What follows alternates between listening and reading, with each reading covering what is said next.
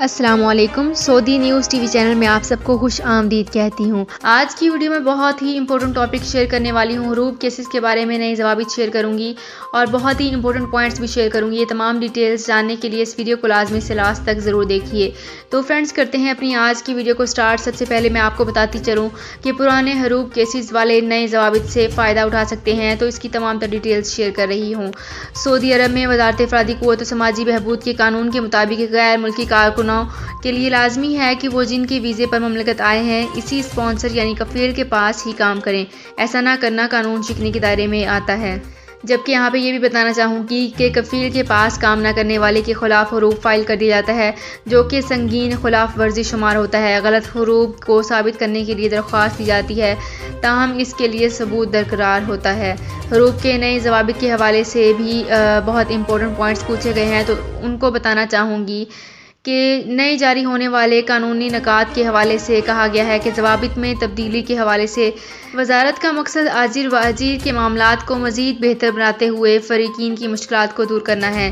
ضوابط محنت کے نکات میں جو تبدیلیاں کی گئی ہیں، ان کے تحت آجر و اجیر کے معاملات کو بہتر بناتے ہوئے فریقین کے حقوق کے تحفظ کو یقینی بنایا گیا ہے۔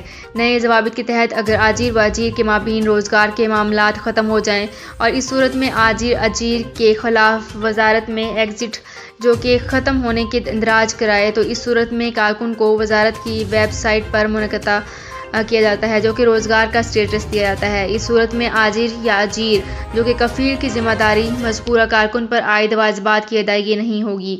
یہ محدود وقت کا دورانیہ 60 روز پر مشتمل ہوگا۔ اس دوران کارکن کو یہ حق ہوگا کہ وہ اپنے لیے کوئی اور ملازمت تلاش کرے۔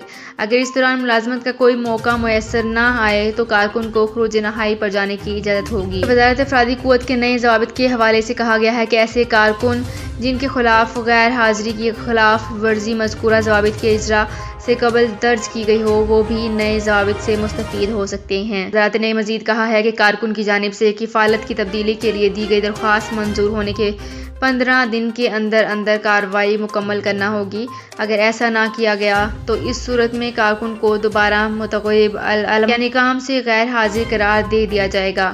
تو فرینڈز، یہ تھی میری آج کی ویڈیو۔ ہوپ آپ کو یہ ویڈیو پسند آئی ہوگی۔ اگر آپ کو یہ ویڈیو پسند آئی ہے تو ہمارے چینل کو سبسکرائب، لائک اینڈ شیئر کر لیجئے۔ تو فرینڈز، ملتے ہیں ایک نئی ویڈیو میں ایک بالکل نئی اپڈیٹ کے ساتھ۔ اپنا بہت خیال رکھیے گا۔ اللہ حافظ۔ سعودی عرب میں مقیم غیر ملکیوں کے لیے بہت بڑی خوشخبری آ گئی ہے۔ اب کوئی بھی شخص جو اپنے ملک جانا چاہتا ہے اور اس کا اقامہ ایکسپائر ہو یا اقامہ ویلڈ ہو، شرکہ بند ہو، مسسہ بند ہو یا کفیل چھٹی نہ لگا رہا ہو یا کوئی بھی مسئلہ ہو، تو آپ ہمارے ساتھ رابطہ کریں۔ ہم انشاءاللہ آپ کو 3 دن کے اندر اندر ایمبیسی کے ذریعے آپ کا خروج لگا کر آپ کو آپ کے ملک واپس بھیج دیں گے۔ کوئی بھی انڈین، پاکستانی، نیپالین، بنگلہ دیشی، سری لنکن یا کسی بھی ملک کا ہو، وہ آسانی سے بغیر کسی پریشانی کے اپنے ملک واپس جا سکتا ہے۔ جی ہاں، اسکرین پر آپ کے سامنے جو نمبر شو ہو رہا ہے، اس پر آپ کانٹیکٹ کریں۔ انشاءاللہ 3 دن کے اندر اندر آپ کو آپ کے ملک واپس بھیج دیا جائے گا۔ مطلوب کیس والے رابطہ نہ کریں۔ شکریہ۔